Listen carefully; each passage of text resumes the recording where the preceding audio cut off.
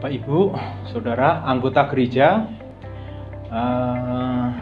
dalam beberapa waktu ke depan ini kita akan melakukan musyawarah gereja. Mestinya musyawarah ini kita lakukan pada tanggal 22 Maret yang lalu.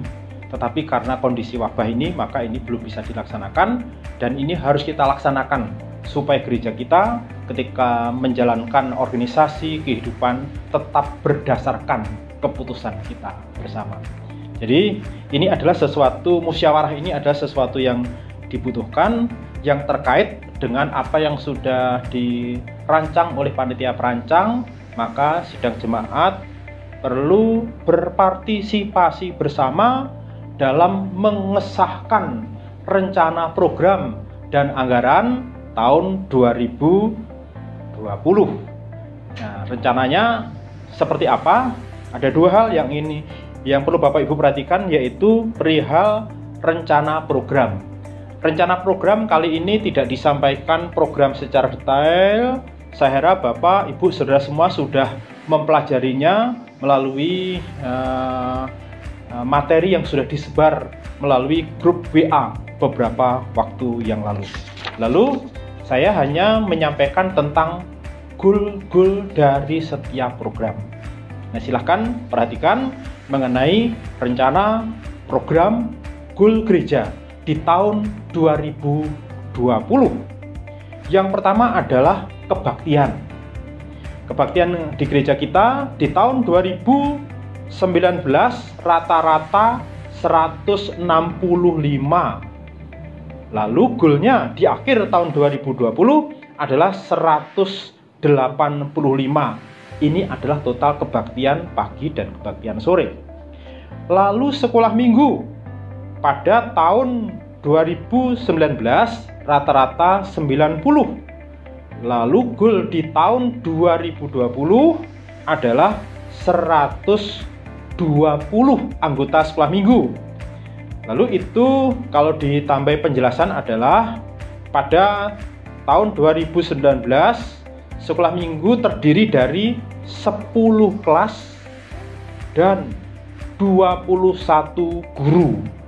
Untuk akhir tahun 2020 nanti dari angka 120 itu di dalamnya adalah akan ada penambahan, yaitu ada 16 kelas dan ada 32 guru atau gembala kelas. Itu tentang sekolah minggu. Lalu sumber daya anggota gereja yang melayani, yang biasanya ini tidak dihitung, tapi dalam simple church ini dihitung. Pada tahun 2019 waktu saya hitung, anggota gereja yang terlibat pelayanan ada 80 anggota gereja. Diharapkan pada tahun 2020 anggota gereja yang terlibat dalam berbagai macam pelayanan sejumlah 100 orang. Itu ya, SDM yang melayani diharapkan 100 orang. Lalu baptisan. Pada tahun 2019 gereja kita membaptiskan 10 orang. Pada tahun 2020 ini kita mentargetkan 15 orang jiwa baru diselamatkan dan dibaptiskan.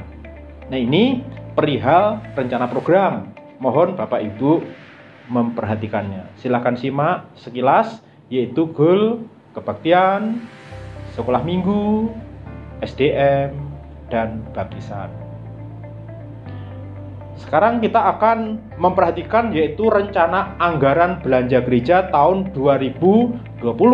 Perhatikan di sana. Ini juga hanya ditampilkan total saja. Lalu anggaran secara rinci Bapak Ibu bisa lihat yang sudah dikirim, atau bisa tanya di TU di sana detailnya seperti apa. Lalu goalnya adalah sebagai berikut. Anggaran belanja gereja kita di tahun 2019 per tahun anggarannya berjumlah 931,931 Rp200. Lalu itu per bulannya adalah ada 48.410.933 rupiah. Selanjutnya, goal di tahun 2020 ini adalah 618.486.000 rupiah. Itu per tahun. Kalau per bulan 51.540.500 rupiah. Dan kenaikannya per tahun ada 37.554.800 rupiah. Kenaikannya 6,46%. Sedangkan per bulannya kenaikannya 3.129.567 rupiah.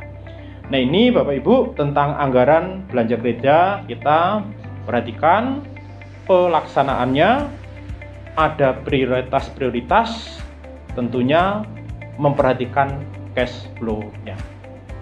Nah, silahkan perhatikan anggaran itu, berikut rencana programnya. Nah, setelah Bapak Ibu memperhatikan itu, kalau di gereja biasanya kita mengambil sebuah kesepakatan secara bersama-sama, maka saat ini kesepakatannya ada di dalam keluarga ini. Jadi nanti pada saat melaporkan ke TU gereja, nanti dilaporkan di sana jumlah nama kepala keluarga yang menjalankan ibadah itu siapa. Lalu berikutnya jumlah kehadiran ibadah berapa. Lalu yang kaitannya musyawarah ini adalah ini, jumlah anggota gereja kita yang sepakat atas usulan ini berapa. Jadi silakan masing-masing keluarga memimpin untuk mengambil keputusan seberapa banyak anggota gereja yang sepakat tentang rencana, program, dan anggaran gereja kita tahun 2020. Silakan kepala keluarga memimpin. Tuhan memberkati. Bapak Ibu Saudara, ada satu lagi yang penting, dan ini sedang dibicarakan dalam panitia perancang gereja. Tetapi karena ini sesuatu yang bagi saya penting, maka saya bagikan kepada Bapak Ibu Saudara semua untuk bisa diperhatikan. Kondisi darurat nasional, kita nggak tahu ini sampai kapan. Lalu selanjutnya kan terjadi PHK dengan persoalan social distancing, physical distancing, itu kan akibatnya banyak, dan akibatnya bisa jadi banyak orang tidak mendapatkan income, sehingga akan mengalami kesulitan-kesulitan dalam keluarga. Nah, oleh karena itu saya sebagai gembala sidang berpikir perlu membuat langkah antisipasi secara khusus ketika ada anggota gereja kita mengalami kesulitan, supaya kita bisa menolongnya. Dan ini nanti akan ditangani oleh panitia diakonia gereja kita. Jadi usulan saya seperti ini. Mari kita pikirkan bersama. Saat ini kita perlu membeli beras atau sembako dalam jumlah yang lebih besar, tetapi sesuai dengan kemampuan kita. Lalu sembako itu nanti kita peruntukkan kepada anggota gereja nanti apabila situasi bangsa kita ada dalam kesulitan, anggota gereja kita ada dalam kesukaran. Oleh karena itu sembako ini nanti bisa dibagikan kepada anggota gereja yang sungguh-sungguh membutuhkannya. Lalu sumbernya dari mana? Sumbernya adalah dari dana yang telah dihimpun, yaitu dana HUT gereja dan dana Paskah.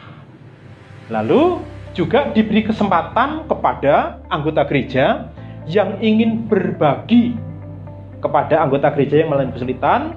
Silahkan kirim kepada gereja, dan itu nanti bisa menjadi sumber dana untuk pelayanan sosial atau diakonia gereja kita. Sekali lagi, ini adalah untuk nanti. Tapi kalau sekarang ada anggota gereja yang mengalami kesulitan, ya kita akan langsung tolong. Termasuk di sini ketika ada di antara Bapak Ibu yang mengalami kesulitan, bisa langsung, nggak usah malu-malu memberitahu kepada kepala keluarga atau kepada perancang. Nanti perancang bersama diakonia akan memperhatikannya dan nanti akan bisa menerima bantuan.